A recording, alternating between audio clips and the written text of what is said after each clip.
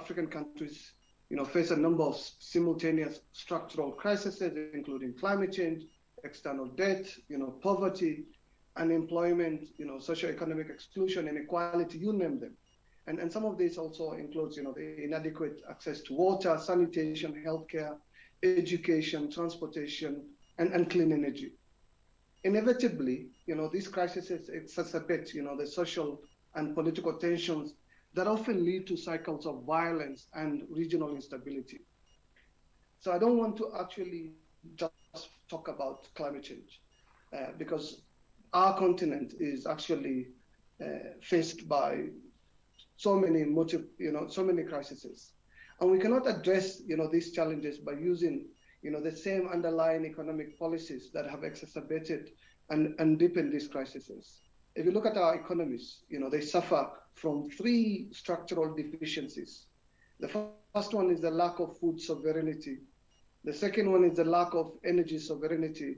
And the third one is, the low value added content, of exports relative to imports.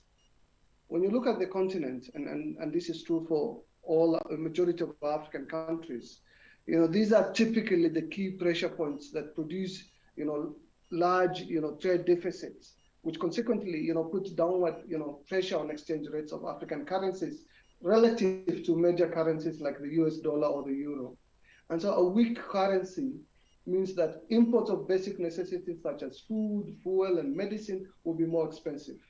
And so this type of imported inflation often leads to social and political instability, which governments typically avoid by subsidizing the price of basic necessities and by artificially, keeping the exchange rates strong, mostly via the accumulation of debt denominated in foreign currencies.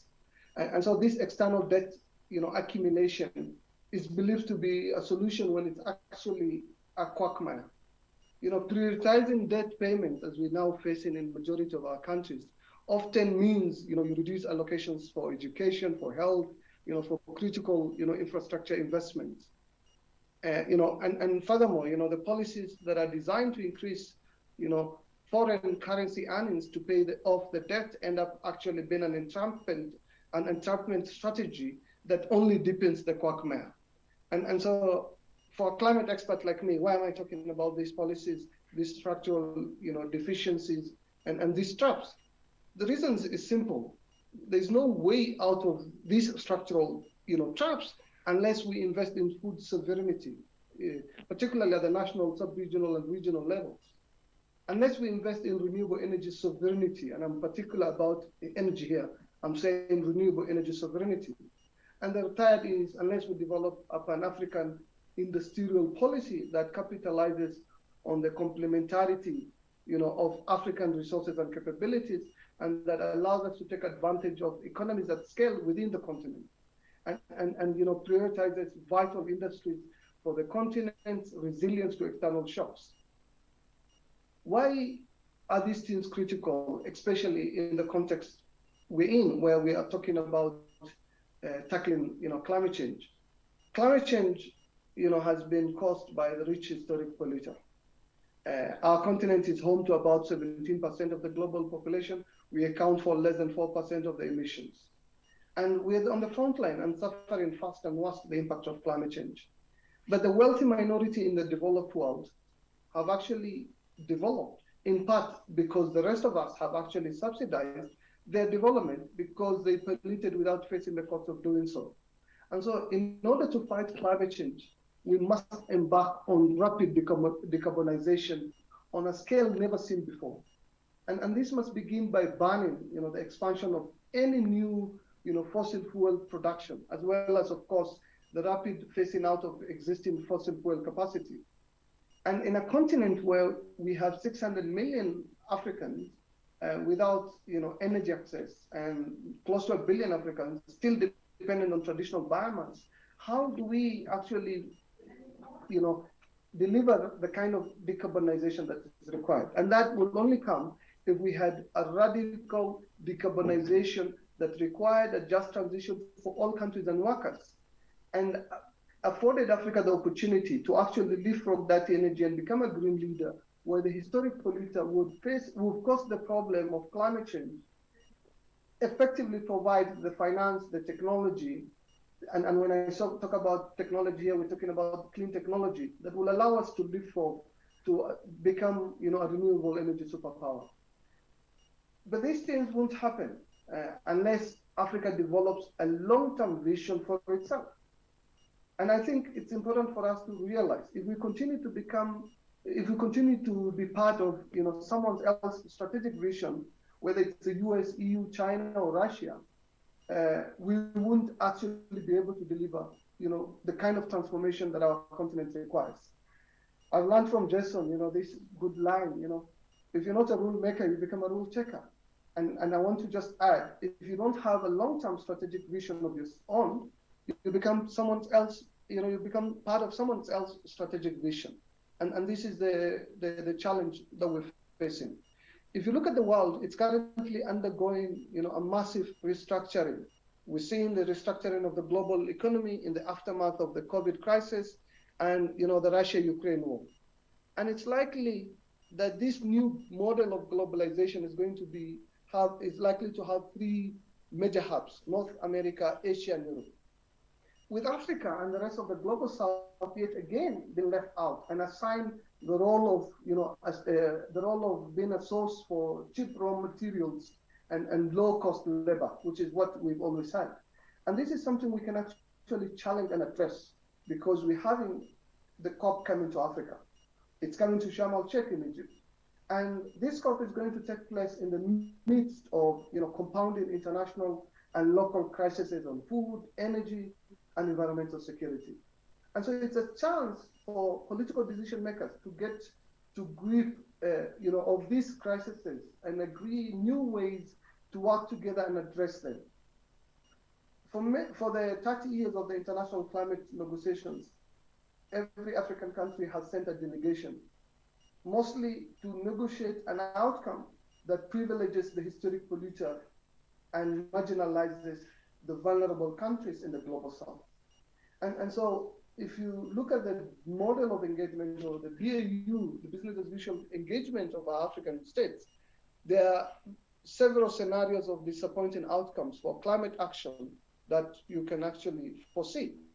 And this is something I want us to be thinking about for once, in a way in which we can actually shift the trajectory of Africa's engagements and how Africa actually engages in the international climate process to deliver on climate, to deliver on development, and to deliver on energy.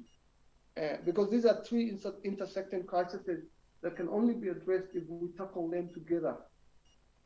And so the scenario that is before us is one where if we don't collectively influence the leadership of our continent, they're likely to compromise on Africa's energy transition by not affording the opportunity of Africa to leapfrog and Africa joining in the league of big polluters and extracting more fossil fuels in the name of addressing energy poverty, when we know fossil fuels and particularly major decentralized fossil fuel plants will always privilege the elites and major urban centers and will continue to actually marginalize, particularly the poor in the rural areas. The second challenge that is likely to be faced if we don't get ourselves organized is the failure of these talks to deliver on the adaptation or resilience outcomes that this continent requires, including the possibility of compromising on addressing loss and damage, and particularly unlocking the kind of loss and damage finance that is required. And so if you think about adaptation, and particularly the opportunity to leverage the delivery of adaptation finance and more generally climate finance and address loss and damage and the pressure points that we have so that we can be able to target high emitting countries who have caused the climate problem and through that have incurred a climate debt, both a mitigation debt and an adaptation debt and a loss and damage debt. If we don't shape the expectations of the narrative on COPs, and particularly an African COP under the Egyptian presidency, and fail to focus on how these COPs needs to take concrete steps forward on meeting our development objectives, meeting our energy objectives in terms of energy access objectives, including the transition, and failing to meet our resilience objectives in terms of addressing our food and water security, we will again fail, and we will say the multilateral process fails, failing to account for the fact that a quarter of the countries that will be negotiating in that space are African countries. And so here is an opportunity for us to rethink and reset how Africa engages in the international climate process, and use this one as a moment and as a chance for us to prove to the rest, particularly, that COPs can actually deliver if we come prepared and we get to a grip of the current multiple crises and agree a new ways of addressing them, where we will have a chance to shift the political narrative and we start taking climate change seriously rather than something only our environment dockets actually worry about, and start actually making it central for what our agriculture ministries do, what our planning ministries do, or what our treasuries do, given that the kind of resilience on food and energy, on fossil fuels, the shift from fossil fuels, is something that the world economy will need to get behind. And then finally, the need to actually scale up collaboration. And when I talk about collaboration, it's mostly for me a ticket for us to actually be able to ensure the scaling up of the finance that is needed to unlock both climate and development for this continent. And so, colleagues, the structural traps that we face, the false solutions that have been sold to us. If I give you one example of false solutions as I wrap up, because of the entrapment that I talked about, you have policies that effectively encourage false solutions. And I'll give you one example, and that is tourism, for example. If you think about a policy that encourages tourism, it ends up basically increasing food and fuel imports so that we can be able to feed, transport, house, entertain millions of tourists. And so the policies that encourage exports end up leading to more imports. And what are the imports that it leads to? The imports of fuel, the import of capital equipment, and the other intermediate inputs. And so we have a situation where policies promote foreign direct investment, effectively end up increasing import of fuel, and particularly fossil fuel, so that we can increase energy production and transportation. And what that effectively does is basically it promotes the liberalization of financial services, which end up hurting our domestic investors and inviting speculative attacks from abroad, which effectively masquerades as solutions when they're in fact structural traps. Climate folks don't engage in those issues. Youth friends in the economic justice space have actually much longer history and experience and expertise on these issues.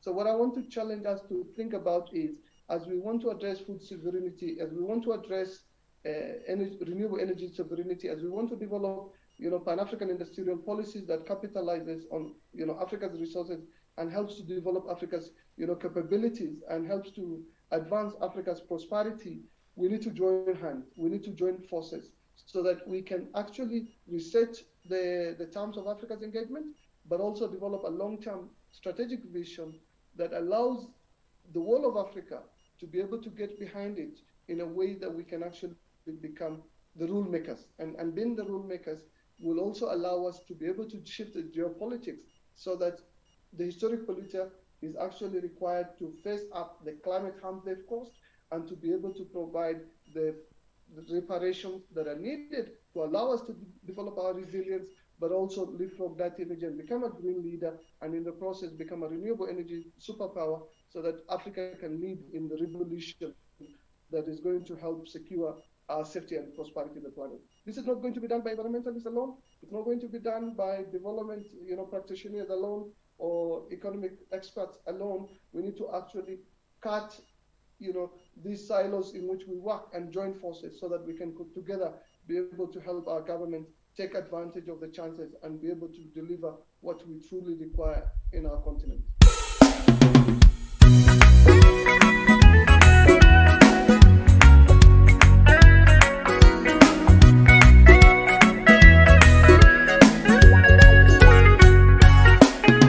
We call for policies and practices that put people first. We call for policies and practices that put people first. You and I are the